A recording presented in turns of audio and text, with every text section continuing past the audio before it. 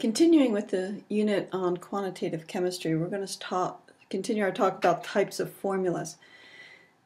The first type of formula is an empirical formula, and this just gives the lowest whole number ratio of the atoms in each element in a compound. So for instance, if I had something like C4H6,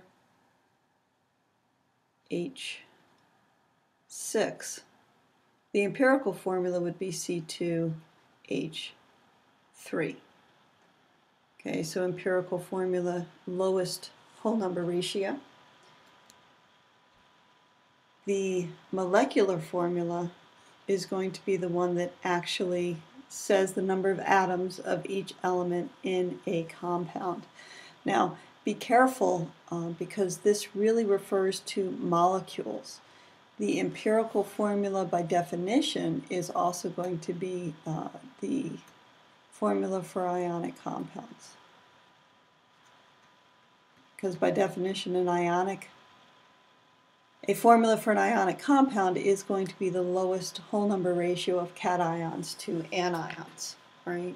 Lowest whole number ratio of cations to anions. And the cation, the positive ion, is always first.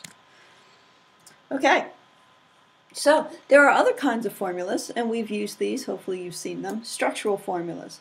These show the order in which the atoms are bonded, all right? So we have structural formula, and this gives us more of an idea of what the molecule would actually look like. Okay, perspective drawings, these are when we kind of add in a dashed line to show that the atom is behind the plane, or a triangular ray to show that the atom is in front of the plane. It gives us more of a 3D dimension. Then you have the ball and stick model and what is called a space filling model. You will be asked to be able to draw these for sure, and on occasion these. Sometimes it is necessary to show that 3D arrangement of atoms. Okay, so what are ions? This should be a review. Atoms lose or gain electrons, they become ions. Remember, it is only the electrons that are transferred or shared. The number of protons in an atom is going to remain the same until we talk about nuclear reactions, which is very brief. You should be able to tell the common ionic charges for most of the main group elements. Remember, the main group elements are, main groups are these and this whole section here. Remember, group 17, atoms tend to gain an electron to become more stable. Group 16, they gain 2 to become -2 charges. Nitrogen, we'll find, actually has more than just the -3, but this is a common charge or oxidation state. If atoms or elements lose electrons, they become positive ions, also known as cations. And these would be group 1 and 2, and the transition metals. Remember, metals are going to become cations. Interesting to note, see hydrogen here. Hydrogen can, on occasion, gain electrons to become an anion. Typically, it loses electrons, but it can be the hydride ion, which is the H-. And then again, anions are negative, and they would be on the right side. Remember, noble gases really don't gain or lose electrons because they are already stable with a fully filled S and P sublevel. All right, ionic bonds. These are formed between metals and nonmetals generally. You can also have polyatomics. The bond itself is the attractive force between this cation and the anion. So it's only after those electrons are transferred that the attraction is formed. And remember that that attractive force between these anions and then the cations, the purple ones, okay, is in 3D. because there would be another cation here and there would be a cation on the back side. So it is in 3 dimensions, which contributes to the strength of the ionic bond and the high melting points of ionic compounds. It is important to note as well, when you draw a 3D or a 2D representation, that you draw the anion is larger radius. Okay, because it's gaining that electron, the repulsive forces increase, it becomes larger, so it's a larger radius than the parent atom.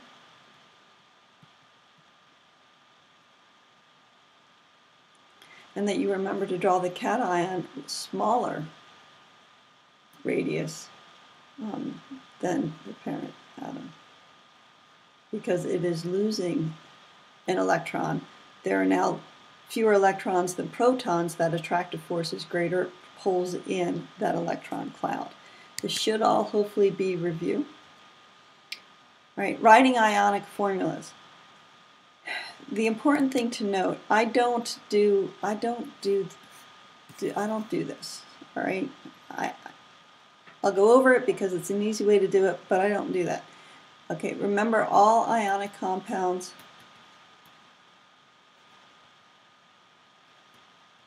are neutral. So your pluses have to equal your minuses, right? An easy way to do that is if you have magnesium ion, magnesium is in group 2, so it is going to lose 2 electrons to become more stable.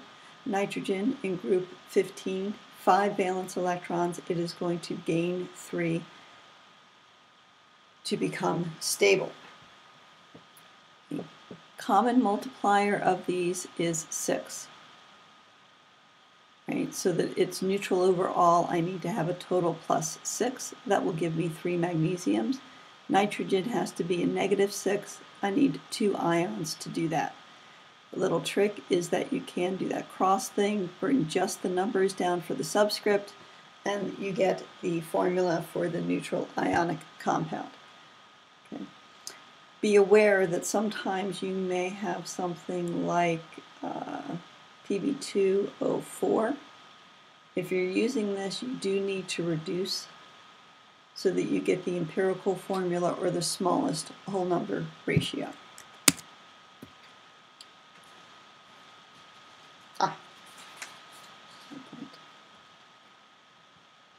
You should be familiar with the main group elements and their charges.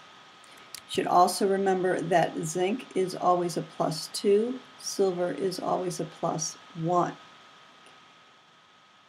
You do need to be able to determine remember these Roman numerals, right? Roman numerals are the charge on the cation.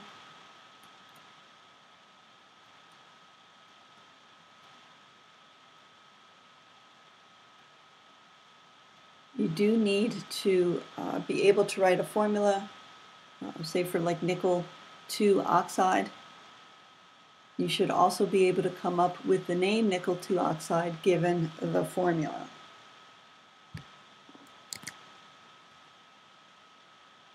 Common anions, here are your polyatomics that you should be familiar with. You do need to memorize those.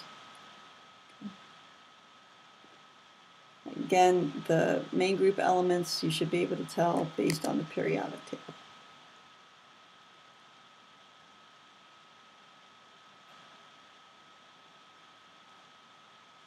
Writing the name, remember you write just the name of the cation, so if it's a sodium cation or the sodium ion, you just say sodium. The second half is going to be the negative or the anion. You're going to write its root and ide. Right? If it's a polyatomic, you just simply write the name of the polyatomic. The cation can have more than one possible charge, meaning is it a transition metal or lead or tin? You are going to need to determine the Roman numeral. Right. I do like to make you aware of Oxyanion nomenclature. Oxyanion. Oh, geez, what is that? Oxy. Okay. Hopefully you can tell that it has oxygen, right? And then anion. So it's a negative ion containing an oxygen or more than one oxygen atom. Right? And we have a few that you should have memorized. Okay, nitrite and nitrate. Notice that the nitrite has one fewer oxygen than the nitrate. Same with the sulfate and the sulfite ion. Sulfite, one less oxygen. Okay. So really, if you memorize the eights, then you should know what the ites are. And that goes for phosphate and phosphite. So you should be familiar with those patterns. Now, there are a series of oxyanions that go farther than just one difference between oxygen atoms, right? So for instance, I have the chlorate ion, which is ClO3 negative, and the chlorite, one less. What happens when I have one fewer than the ite? We're going to add the prefix hypo. Hypo, right? So, ClO negative, or the oxyion ClO2, ClO3, ClO4. And the only series that I'm aware of are these chlorate series, the bromate, and the iodate. So it's the halogens. Fluorine does not bond this way. But chlorine, bromine, and iodide do. Okay, so these would have those series. This is the hypochlorite, chlorite, chlorate, and perchlorate. So the one with the most oxygens is going to have the prefix per and ate. Okay. Interesting to note, you should be familiar with it. Acids. The anion in the acid ends in IDE. You change the ending to ic when you make it an acid, and you add the prefix hydro. So for instance, HCl, this is the chloride ion, so you're going to make it chloric. The H, you're going to add hydro. Hydrochloric, HBr would be hydrobromic, HI, hydroiodic. The anion ends in ite. You're going to change it to an us. Okay. So remember, ClO2, this is the chlorite ion.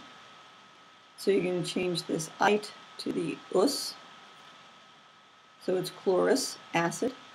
Remember, this is the hypochlorite ion. So its acid name, you're going to change the ite to the us.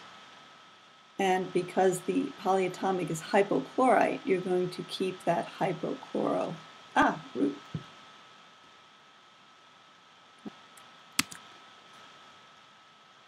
If the anion in the acid ends in ate, you're going to change the ending to ic. If you ate it, you would feel icky. So remember, you ate it,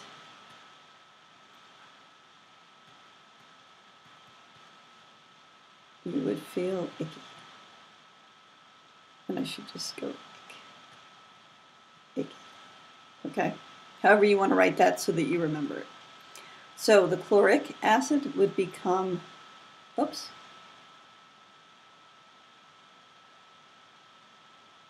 I said that wrong. That's chloric acid because it comes from the chlorate ion. The HCl4 is the perchlorate ion, and that becomes perchloric acid. Okay, so a quick review on how to name acids. All right, now, so far we've really just named ionic compounds, so we have to remember how to name molecular compounds. Okay, nomenclature binary compounds. Remember, the least electronegative atom is listed first. Prefix is used to denote the number of atoms of each element in the compound. Do not use mono if there is only one first element.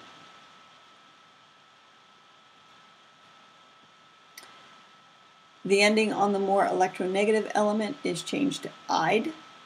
So for instance, carbon dioxide, there's only one carbon, you don't say mono carbon dioxide. There's two oxygens, so you use the di. Ox is the root, ide. CCl4, again, carbon comes first, it's only one, so you just say carbon. Chloride, there's 4 of them, so the prefix is tetra, and then the root and ide, so carbon tetrachloride. You do need to know these prefixes: mono, di, tri, tetra, penta, hexa, hepta, octa, nona, and deca, up to 10. You do need to know all of those.